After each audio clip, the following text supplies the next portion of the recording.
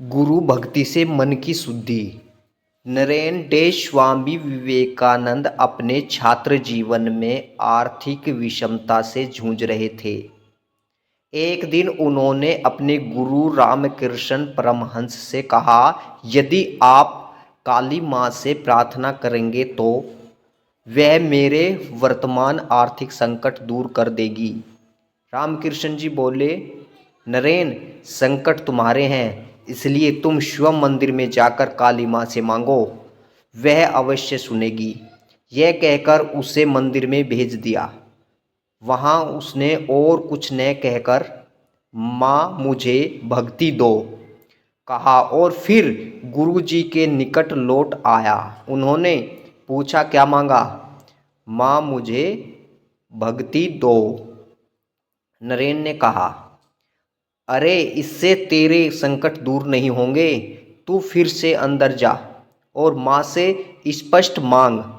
वे वहाँ गया और उसने पूर्वत जैसा किया।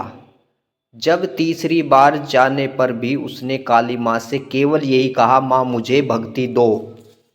तब परमहंस जी हंसे और कहने लगे, नरेन, मुझे मालूम था तू भौतिक सुख नहीं मांगेगा, क्योंकि आध्यात्मिक ज्ञान प्राप्त करने की पूर्ण जिज्ञासा तेरे हृदय में उत्पन्न हो चुकी है और इसलिए मैंने तुम्हें तीनों बार भक्ति मांगने के लिए ही अंदर भेजा था।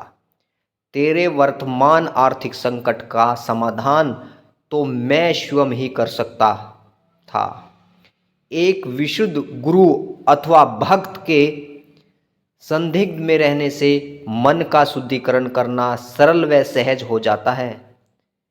हेनरी फोर्ड्स के परपौत्र Alfred Fords, Henry Fords III ने इस्कॉन के संस्थापक क्षेत्र स्वामी प्रभुपाद की शिष्यता ग्रहण कर और उनके साथ भारत में कुछ महीने रहकर अपने मन की शुद्धि की थी, अर्थात अध्यात्म का बीजारोपण किया था। बाद में स्वामी जी ने अपने शिष्य अमरीदास हेनरी फोर्ड III को वापिस अमेरिका भेज दिया था।